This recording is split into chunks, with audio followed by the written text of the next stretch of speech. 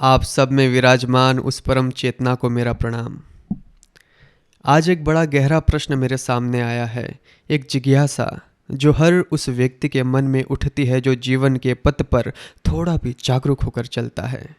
प्रश्न है, कमेंट में पूछा था कि क्या कर्म को काटा जा सकता है? क्या हमारे किए हुए कर्मों का जो फल है, जो एक अटूट श्रृंखला की तरह हमारे पीछे लगा है, क्या उससे मुक्ति संभव है? देखिए, जब हम कर्म की बात करते हैं ना, तो ज़्यादातर लोग इसे एक तराजू की तरह देखते हैं। एक पलड़े में पाप, दूसरे में पुण्य। अच्छा किया तो अच्छा मिलेगा, बुरा किया तो बुरा। यह बात सत्य है, पर यह अधूरा सत्य है। कर्म का विधान इतना सीधा और सपाट नहीं है। यह तो एक महासागर की तरह गहरा है, जिस पर अनगिनत लहरें हैं, अनगिनत धाराएं हैं।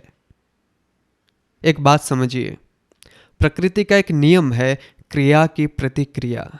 Action has a reaction. आपने दीवार पर गेंद मारी तो वह वापस आएगी ही आएगी। यह जड़ का नियम है। आपने एक बीज बोया है तो वृक्ष उगेगा ही उगेगा। यह प्रकृति का नियम है। इसी तरह आपने कोई कर्म किया है तो उसका फल उत्पन्न होगा ही होगा। यह कर्म का सिद्धांत है। अब आप कहेंगे कि राहुल जी, फिर तो हम फंस गए। जन्मों जन्मों के कर्मों का बोझ लेकर हम कहाँ जाएंगे? अगर एक एक कर्म का हिसाब चुकाना पड़ा तब तो करोड़ों जन्म भी कम पड़ जाएंगे। और आपकी बात बिल्कुल सही है। अगर कर्म का विधान सिर्फ एक गणित होता, एक हिसाब किताब की बही होती, तो किसी भी आत्मा की मुक्ति संभव ही नहीं थी। हम तो कर्म करते जाते, नए कर्म बनते जाते और हम इसी चक्कर में घूमते रहते। लेकिन यहीं पर एक रहस्य छिपा है। प्रकृति के नियम से भी ऊपर एक और शक्ति काम करती है। उसे आप कृपा कहिए, करुणा कहिए या फिर ईश्वर इच्छा कहिए। सोचिए, एक छोटा सा बच्चा, वह खेल खेल में आग से खेलने लगता है। उसे नहीं पता कि आग जला देगी, वह तो बस उसकी चमक से आकर्षित है। अब माँ क्या करेगी? क्या माँ यह कहेगी कि नहीं, यह तो प्रकृति का नियम है, आग को छुएगा तो जलेगा ही, मैं कुछ नहीं कर सकती? नहीं, माँ दौड़ेगी, बच्चे को खींच लेगी, उसे बचाएगी। भले ही बचाने में बच्चे को थोड़ी खरोच आ जाए या फिर वह थोड़ा रोए, पर माँ उसे जलने नहीं देगी। बस यही भूमिका एक सिद्ध गुरु की, एक सद्गुरु की होती है आपके जीवन में। जब आप अध्यात्म के मार्ग पर चलते हैं, जब आपके भीतर सच्ची प्यास जगती है उस परमात्मा को जानने की, तो गुरु आपके जीवन में उस माँ की तरह आते हैं। वह देखते हैं कि इस बालक के करोड़ों जन्मों के संचित कर्म है, प्रारब्ध के कर्म है। अगर यह इन छोटे मोटे कर्मों के फल भोगने में ही उलझा रहा तो इसकी आध्यात्मिक यात्रा शुरू ही नहीं हो पाएगी। मैं आपको अपने जीवन का ही एक घटना बताता हूँ। वैसे तो मैं इस मिशन से जुड़ा हुआ हूँ और हमेशा जुड़ा रहूँगा, क्योंकि इस मिशन का ज्ञान सत्य है। लेकिन जैसा कहा जाता है कि बाप एक होता है, चाचा अनेक हो सकते हैं, ठीक वैसे ही गुरु एक होता है, लेकिन मार्गदर्शक अनेक हो सकते हैं। जब मुझे आध्यात्मिक उन्नति करनी थी, तब मैं एक सिद्ध गुरु के पास 15 दिन के लिए अकेले साधना करने के लिए गया था। सिद्ध गुरु ने सबसे पहला काम यही किया कि उन्होंने मेरे उन कर्मों को भस्म किया जो आध्यात्मिक मार्ग में बाधक थे या फिर रुकावट पैदा कर रहे थे। इस कार्य में समर्थ गुरु को कई बार दिव्य शक्तियों की सहायता भी लेनी पड़ती थी। इस प्रक्रिया को तो मैंने अपने जीवन में घटित होते हुए अनुभव किया है। इसलिए मैं इस विषय में आपको कोई सुनी सुनाई बात नहीं, बल्कि अपने अनुभव से प्राप्त सच्चा और सही मार्गदर्शन दे सकता हूँ। अब ध्यान दो, जैसे आपको एक लंबी यात्रा पर जाना है। मान लीजिए कि आपको हिमालय पर चढ़ना है और आपके पैरों में छोटे छोटे कंकड़ फंसे हुए हैं, कांटे चुभे हुए हैं। तो जो आपका गाइड होगा, जो आपका मार्गदर्शक होगा, वह क्या कहेगा, क्या करेगा? वह पहले आपके पैर से वह कंकड़ और कांटे निकालेगा। वह आपके छोटे मोटे घावों पर मलहम लगाएगा ताकि आप बड़ी यात्रा के लिए तैयार हो सको। ठीक इसी तरह एक सिद्ध गुरु आपकी आध्यात्मिक उन्नति के लिए आपके उन छोटे मोटे कर्मों को जो आपकी यात्रा में बाधक बन रहे हैं, उन्हें अपने योग अग्नि में भस्म कर देते हैं। वह उन्हें काट देते हैं। उनकी शक्ति, उनकी कृपा आपके कर्मों के गठरी को हल्का कर देती है। संत कबीर ने कितनी सुंदर बात कही है कि गुरु गोविंद दो खड़े काके लागू पाए, बलिहारी गुरु आपने गोविंद दियो बताए। यहाँ गोविंद दियो बताए का अर्थ सिर्फ रास्ता बताना नहीं है, उस रास्ते पर चलने के योग्य बनाना भी है। और योग्य बनाने की प्रक्रिया में आपकी अशुद्धियों को, आपके कर्म बंधनों को काटना भी शामिल होता है। लेकिन एक बात और है जो बड़ी महत्वपूर्ण बात है। गुरु या फिर ईश्वर भी प्रकृति के नियम का सम्मान करते हैं। वह इंटरफेरेंस तभी करते हैं जब आपकी पात्रता होती है, जब आपकी सच्ची पुकार होती है। वह आपके हर कर्म को नहीं काटते। क्यों? क्योंकि कुछ कर्म आपको सिखाने के लिए आते हैं। जैसे लोहा है, उसे कुंदन बनना है तो उसे आग में तपना ही पड़ेगा। सुनार उसे हथौड़े से पीटेगा ही पीटेगा। अगर लोहा कहे कि मुझे तपना नहीं है, मुझे चोट नहीं सहनी, तो वह कभी आभूषण नहीं बन सकता।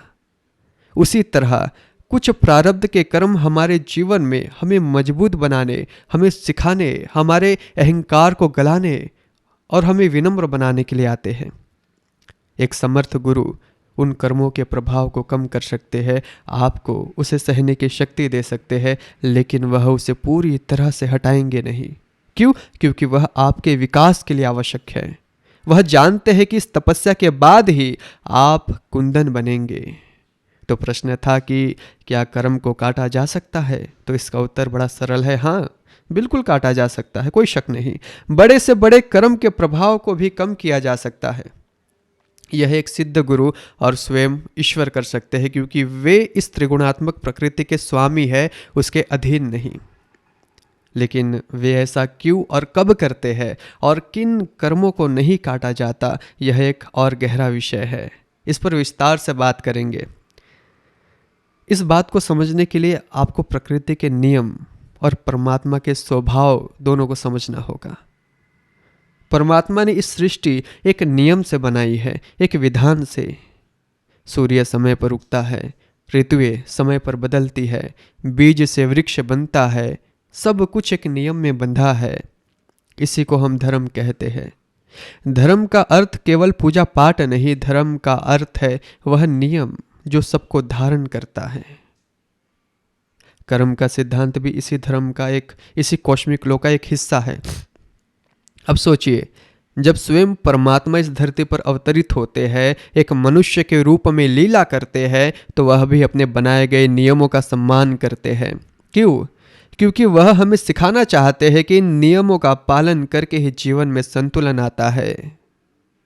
एक बड़ा सुंदर प्रसंग है रामायण का। भगवान श्री राम ने धर्म की स्थापना के लिए छिपकर बाली का वध किया। बाली ने मरते समय उनसे प्रश्न भी किया कि प्रभु, मैंने आपका क्या बिगाड़ा था? आपने मुझे छिपकर क्यों मारा?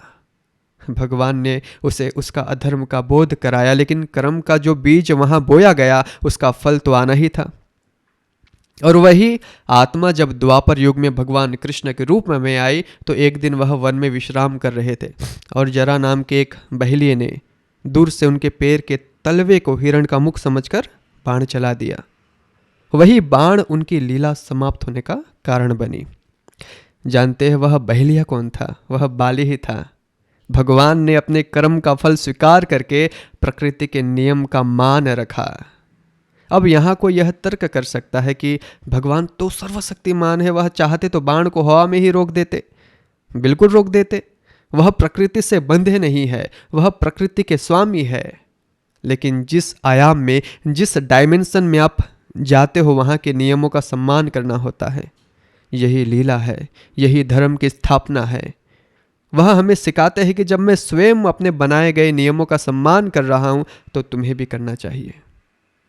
तो गुरु या फिर ईश्वर आपके हर कर्म को इसलिए नहीं काटते क्योंकि वह प्रकृति के संतुलन को बिगाड़ना नहीं चाहते, वे आपको पंगु नहीं बनाना चाहते। वह आपको कर्मों का फल भोगने की शक्ति देना चाहते हैं, उसे भागना नहीं सिखाते। कर्म 3 प्रकार के हैं, पहले इसे समझिए। संचित कर्म, आपके करोड़ों जन्मों के कर्मों का भंडार। प्रारब्ध कर्म, उस भंडार में से वह कर्म जिनका फल आप इस जन्म में भोगने के लिए लाए हैं।